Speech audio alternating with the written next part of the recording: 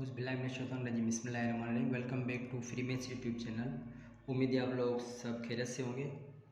आज हम जो चैप्टर स्टार्ट करने जा रहे हैं वो हमारा यूनिट नंबर 12 है, जो कि इंटर की मैथमेटिक्स की बुक में से हमने सॉल्व करना है अभी। तो इसको सबसे पहले मैं क्या करूँगा कि थोड़ा डिफ़ाइन करूँगा, उसके बाद उसको सॉल्व भी करूँगा। तो अब यहाँ पे हमारे पास सबसे पहले इसका थोड़ा इंट्रोडक्शन है कि introduction to numerical analysis, numerical methods क्या होते हैं, क्यों ज़रूरी है हमारे पास, हम इन मेथड्स को क्यों यूज़ करते हैं। तो सबसे पहले आपसे ये गुजारिश होगी, रिक्वेस्ट होगी कि अगर आपने प्लीज़ चैनल को सब्सक्राइब नहीं किया, वीडियोस को लाइक और कमेंट नहीं किया, तो प्लीज़ लाइक और सब्सक्राइब लाजमी करें। तो अब हम चल रहे हैं एक्सरसाइज से पहले थोड़ा इंट्रोडक्शन कर लें इसको। तो हमारे पास में थोड़ा सा इसमें ओवरव्यू दे देता हूँ कि न्यूमेरिकल मेथड्स होते क्या हैं। कि जब हमारे पास एनालिटिकल मेथड्स जो भी हम पढ़ के आए हैं, जैसा कि हम लीनियर इक्वेशन को सॉल्व करके आए, एनालिटिकल सारे मेथड्स, इंटीग्रेशन, डेरिवेटिव, ये सारे आपके पास क्या है, एनालिटिकल मेथड्स हैं। तो जब ऐसे प्रॉब्लम्स जिनको आप एनालिटिकल मेथड से आप जो है ना वो सॉल्व ना कर सको, तो उसमें हम न्यूमेरिकल मेथड्स जो है ना अप्लाई करते हैं। ये आप इसका थोड़ा सा थीम समझ लें, ठीक है। यहाँ लिखा हुआ है analytic approaches are fail to find solution of non linear equation are require too many tedious computations, then we use numerical method to compute approximate solution. यहाँ से ये समझ के कि एनालिटिकल जब यहाँ पे फेल हो जाते हैं तो हमारे पास न्यूमेरिकल मेथड्स आ जाते हैं।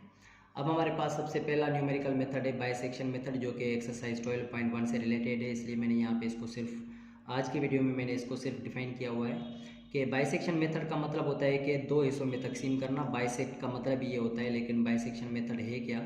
ये एक रूट फाइंडिंग मेथड है, जिसके ज़रिए आप क्या करते हैं कि एक इंटरवल को याद कर लें कि ए कमा बी जो हमारे पास इंटरवल है, उसको आप क्या करते हैं कि दो हिस्सों में तकसीम करते हैं कि a प्लस बी कर लें और डिवाइडेड बाई 2 कर लें, तो ये दो हिस्सों में तकसीम हो जाएगा। वहाँ से आपके पास एक नया इंटरवल मिलेगा, जिसको आप क्या कहते हैं कि ये सब इंटरवल हो जाएगा। यहाँ से देखिए सी लिखा हुआ है। अच्छा, स्टेप्स या working rules for bisection method के, बाइसेक्शन मेथड जब स्टार्ट करेंगे तो इसमें आपके पास स्टेप्स हैं कुछ, उसको आप फॉलो करेंगे। तो सबसे पहला स्टेप यहाँ पे मैंने लिखा हुआ ऑलरेडी कि चूज़ टू अप्रॉक्सीमेट, आप क्या करेंगे ए बी, लेकिन बी जो वो ए से बड़ा होना चाहिए, यहाँ से याद कर लेना। और वहाँ से आपके पास ए और बी जो आप चूज़ करेंगे, वहाँ से एफ ऑफ ए अगर निगेटिव है तो अगला जो रूट आपने फाइंड करना है एफ ऑफ बी का, वो आपके पास क्या हो, पॉजिटिव हो। इसका मतलब कि लगातार आपने एफ ऑफ ए और एफ ऑफ बी फाइंड करने हैं, लेकिन वो एक का आंसर निगेटिव आए और एक का पॉजिटिव आ जाए, ठीक है।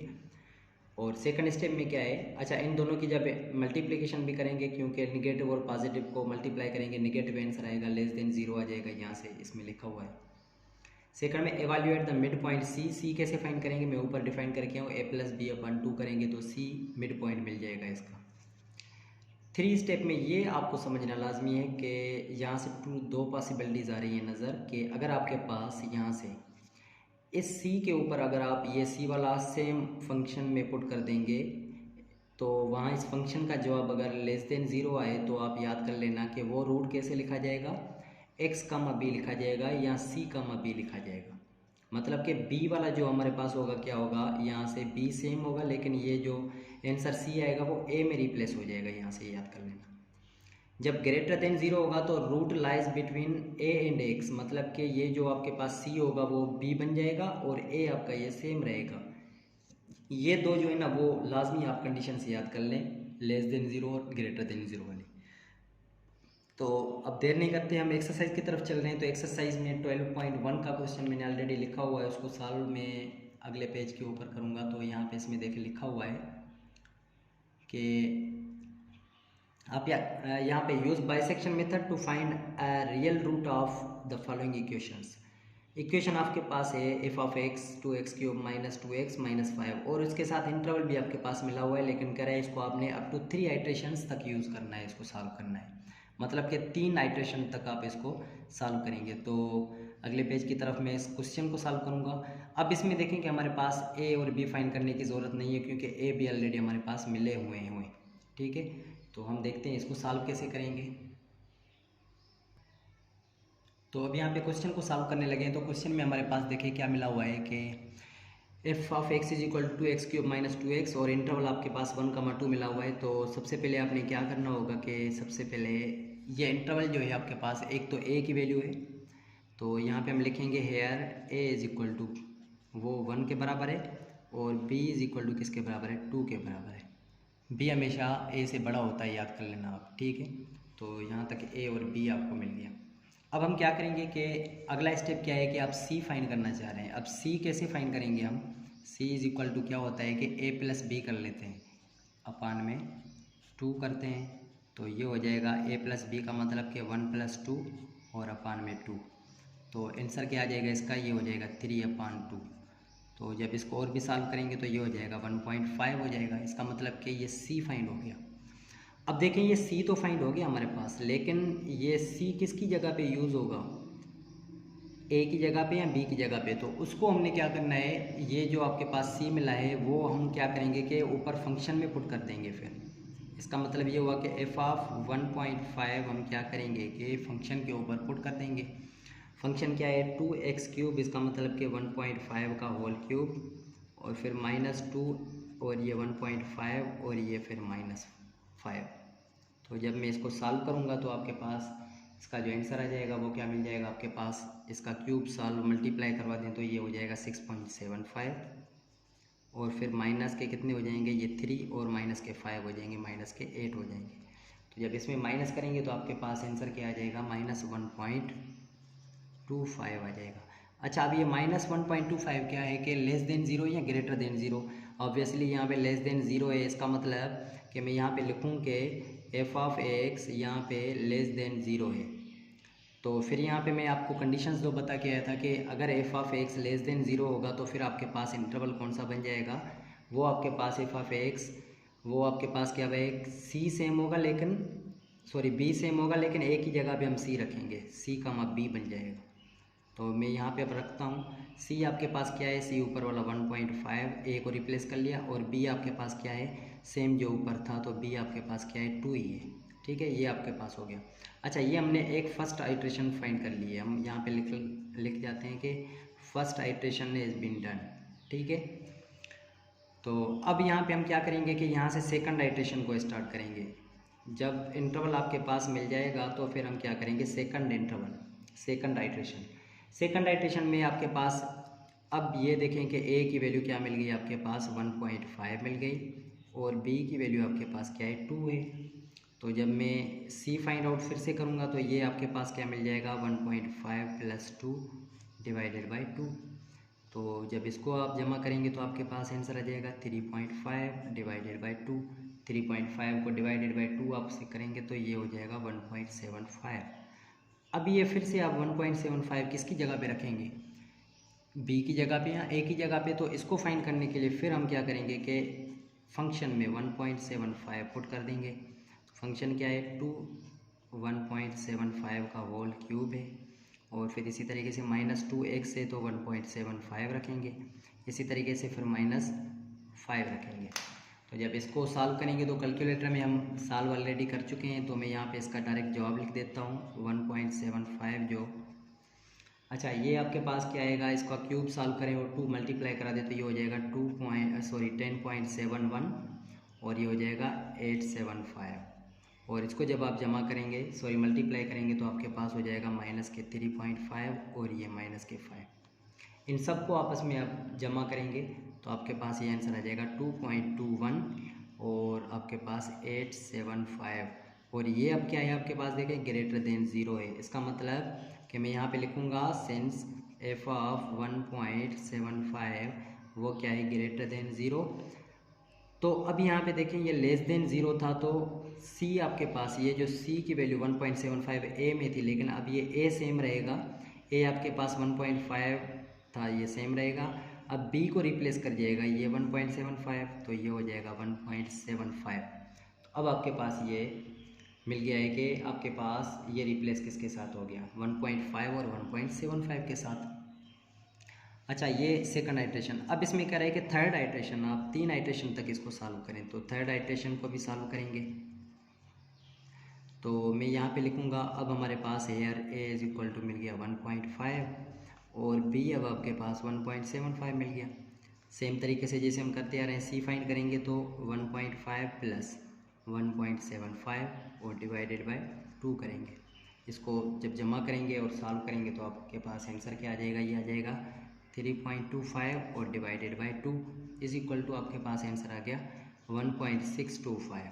तो अब हमने आगे करने की ज़रूरत नहीं है, क्योंकि अब अगला इंटरवल फाइंड करेंगे तो हमें 4th आइट्रेशन करनी पड़ेगी। लेकिन बुक में कह रहा है कि आप इसको क्या करें कि आप इसमें से सिर्फ आप क्या करें कि 3 आइट्रेशन तक फाइंड करें। तो इसका मतलब ये हुआ कि हमने फाइंड कर लिया है कि मैं यहाँ पे लिखूँगा hence 1.625 is approximate value, approximate, क्योंकि ये अप्रॉक्सीमेट है, आगे भी सॉल्व होगा।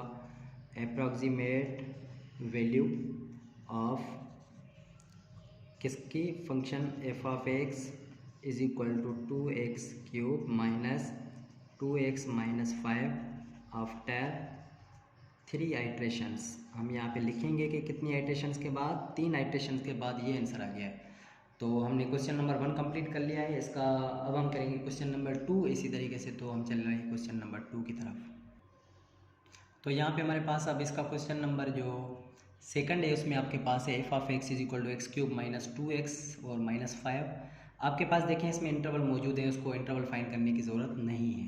तो सबसे पहले हम क्या लिखेंगे, इसमें कितनी आइट्रेशंस तक का इसमें कह रहा है कि आप इसकी आइट्रेशंस कितनी आप फाइंड करेंगे, इसमें आप शायद 4th तक आप फाइंड करेंगे। ठीक है, तो यहाँ पे मैं लिखता हूँ कि अप टू 4th आइट्रेशंस, इसमें 4 आइट्रेशंस तक आप फाइंड करेंगे। तो जल्दी जल्दी में इसको भी ऐसे ही करेंगे सॉल्व।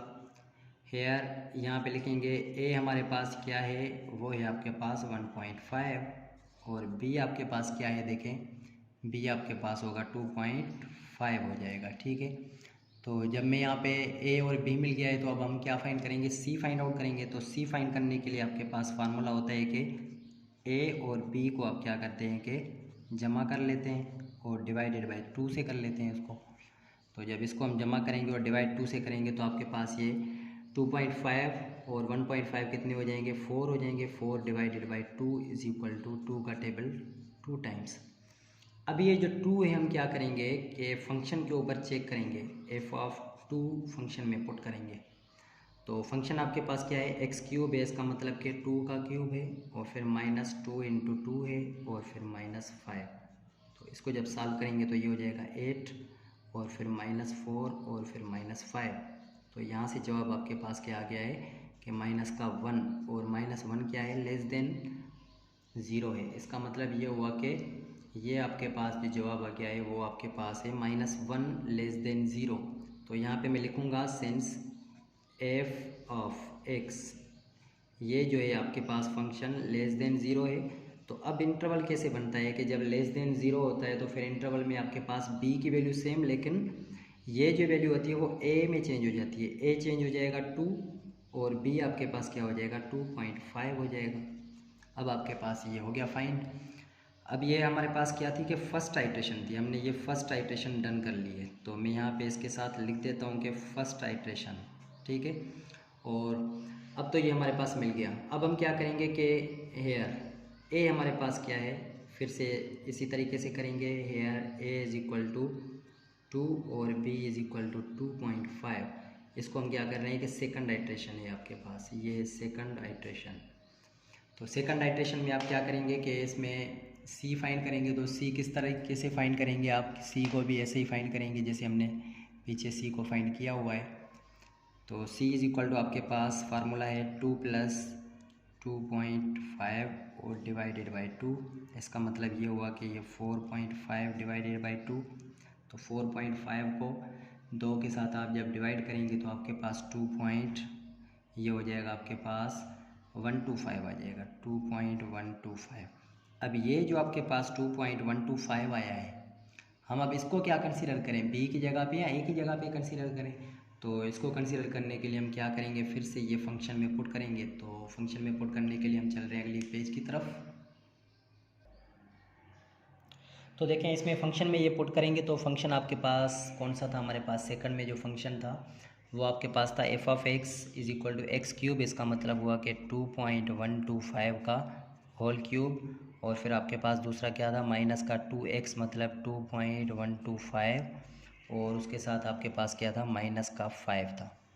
तो जब इसको हम सॉल्व करेंगे तो आपके पास ये एफ ऑफ 2.125 अच्छा, इसका जब आप क्यूब सॉल्व करेंगे तो आपके पास आंसर क्या आ जाएगा, ये मिल जाएगा आपके पास 9.59 और 57, फिर माइनस इसको जब 2 से आप मल्टीप्लाई करेंगे, ठीक है, तो यह आपके पास 2 5 ज़ा 10 हो जाएंगे, एक ऊपर 2 2 ज़ा 4 और ये 5 हो जाएंगे, और 2 1 ज़ा 2 पॉइंट, ये 2 2 ज़ा 4, ठीक है, 4 पॉइंट ये, और माइनस के 5।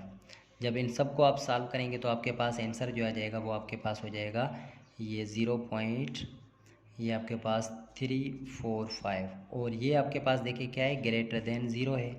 इसका मतलब कि मैं यहाँ लिख लेता हूँ कि सिंस एफ ऑफ 2.125 ये क्या है, ग्रेटर देन ज़ीरो है। तो अब आपके पास जब फंक्शन ग्रेटर देन ज़ीरो होता है तो आपके पास ए सेम ही रहता है, ए आपके पास सेम, लेकिन ये जो आपके पास था ये 2 पॉइंट, ये आपके पास क्या बन जाएगा कि A2 पीछे था हमारे पास, और ये अब B की वैल्यू बन जाएगी आपके पास 2.125, ये अब आपके पास B की वैल्यू फाइंड हो गई। तो यहाँ तक हमारे पास हो गया, थर्ड आइट्रेशन होगी। उसके बाद हम क्या करेंगे कि अब हमारे पास ये हो गया, अब आगे हम सॉल्व करेंगे कि फिर से हमारे पास A की वैल्यू क्या मिल गई है 2, और B की वैल्यू आपके पास क्या मिल गई है 2.125 मिल गई। तो जैसे ही हमें मिली है तो हम क्या करेंगे, C फाइंड करेंगे। फिर से यहाँ पे मैं लिख लेता हूँ फोर्थ, तो फोर्थ में C फाइंड करने के लिए 2 + 2.125 और डिवाइडेड बाई 2 करेंगे। तो जब इसको हम सॉल्व करेंगे तो ये हो जाएगा 4.125 डिवाइडेड बाई 2, इसका मतलब कि आंसर आ गया आपके पास 2.0625 आपके पास आ गया। तो इसको अब आगे ज़रूरत नहीं है सॉल्व करने की, क्योंकि अगर फोर्थ हमने आइट्रेशन सॉल्व करनी है तो फोर्थ तक आपके पास आ गया है। तो हम यहाँ पे लिखेंगे सेम तरीके से कि यहाँ पे आपके पास 2 पॉइंट यहाँ पे 0625 इज़ अप्रॉक्सीमेट, कौन सी वैल्यू है आपके पास, अप्रॉक्सीमेट वैल्यू आफ्टर कितनी आइट्रेशंस के बाद है, फोर्थ आइट्रेशन। इसके बाद हमारे पास ये जो है हमारे पास आंसर आ गया है। तो यहाँ तक बहुत ही आसान क्वेश्चन है, आप ऐसे ही क्वेश्चंस आगे करते जाएंगे। तो अगर प्लीज़ आपको वीडियोज़ अच्छी लगी हैं तो लाइक और सब्सक्राइब करें। इंशाल्लाह अगली वीडियो में हम इसके अगले जो बाकी 3 4 रहते हैं वो सॉल्व करेंगे। तब तक के लिए इजाज़त दीजिए, अल्लाह हाफ़िज़।